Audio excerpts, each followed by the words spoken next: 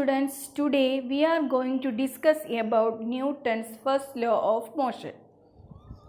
Here you can see, if you are observing your surroundings, there you can see two states of objects. You know all these things, children. One is state of rest, the second one state of motion. Last chapter we learnt about uniform motion and non-uniform motion. Here we are going to say about the state of uniform motion. You know, if an object is moving with constant speed, we can say that is in uniform motion.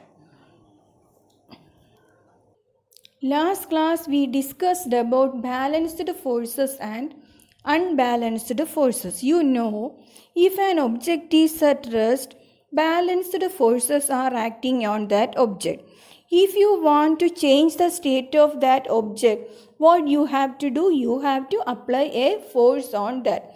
Like that way, if an object is moving with constant speed, we can say balanced forces are there. If you want to change the speed of that object for increasing or decreasing, that time you have to apply a force on that object. So we can conclude this as the state of rest and state of uniform motion can be changed by applying a force. Last class we called the name as unbalanced force. Based on all these concepts, we can state Newton's first law of motion. Newton's first law of motion states that an object remains in a state of rest or of uniform motion in a straight line unless compelled to change that state by an applied force. From this we can say, if there is no applied force, it cannot change the state of that object. If an object is at rest, if you want to change the state of rest, you have to apply a force. You know, object at rest means the forces acting on that object are balanced forces. Like that, if an object is in uniform motion, that time also the forces applied on that object are balanced forces. You know, children, if there is an unbalanced force, what will happen? The state of that object will be changed. An object at rest and unbalanced force there means what will happen? It will move. So you know, if there is no extra force or no unbalanced force or no additional force there, the object will continue the state of rest.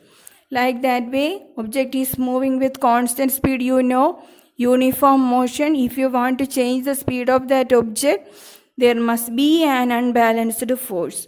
If there is no unbalanced force, only balanced forces are acting on that object, that will continue its motion with the same speed. So, we can say all these things based on Newton's first law. An object remains in its state of rest or uniform motion unless compelled to change that state by an applied force.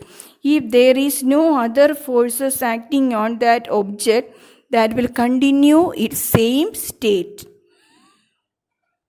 Here we can say all these objects have a tendency to be at the same state if there is no unbalanced force. We can call that by a new term, that is inertia. Let us see what is inertia. Natural tendency of an object to resist a change in its state of rest or of uniform motion is known as inertia, or we can say the natural tendency of an object to remain at the same state, that we can call as inertia. Newton's first law gives an idea about this inertia, so we can call Newton's first law of motion as law of inertia. Inertia is of three types: inertia of rest, inertia of motion, inertia of direction.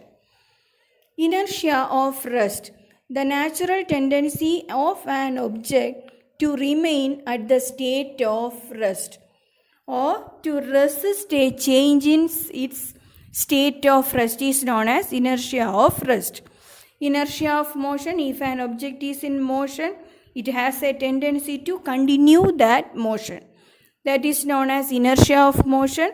Inertia of direction, this is the tendency of an object to continue the same direction of motion.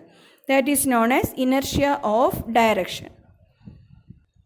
In our daily life, we can see some examples for this inertia. First one, inertia of rest, tendency to remain the state of rest. You can see when a bus starts suddenly, the passengers fall backwards. What is the reason? Due to inertia of rest. At first, the bus is at rest, passengers also at rest. So, these passengers have a tendency to remain at the state of rest. If the bus starts suddenly, what will happen? They have a tendency to be at the state of rest. That's why they are moving backwards. Like that, when we shake the branch of a mango tree vigorously, the mangoes fall down. That time also, for this, mangoes have a tendency to be at the state of rest. If you are shaking that vigorously, they have a tendency to be at the same state. That's why they are falling down. Like that, we can say about if you are shaking that carpet, dust will fall down from that. Then here also you can see a glass. This you can do there. Keep one cardboard over that. Then keep a coin there. Then if you are applying a force on this cardboard suddenly, if you are kicking that suddenly, what will happen means you can see the coin will fall into the glass. Why means this coin has a tendency to be at the state of rest. Then this cardboard will move away and the coin will fall into the glass. All these examples we can explain on the basis of inertia of rest. Inertia of motion. The tendency of an object to resist the change in its state of motion. Or we can say the tendency to remain the state of motion. That is inertia of motion. Can see some examples. When a running bus stops suddenly, the passengers are jerked forward. What is the reason for that? Inertia of motion. Along with the bus, these passengers are also moving there. So they have a tendency to continue the state of motion. If the bus stops suddenly, that time also passengers have the tendency to be in the same state of motion. That is inertia of motion. That's why they are jerked forward. It is dangerous to jump out of a moving bus. You or any other person trying to do that, that person has a tendency to continue the same motion as the motion of that bus. The bus is moving with a speed. This person also have a tendency to move with the same speed. That is due to inertia of motion. If he is jumping out from the bus, the same time also he has a tendency to continue the same state of motion. That's why that is very dangerous. He will fall down. Inertia of direction, that is the tendency of an object to continue the same direction of motion. When a motor car makes a sharp turn at a high speed, we tend to get thrown to one side. Why? That is due to inertia of direction.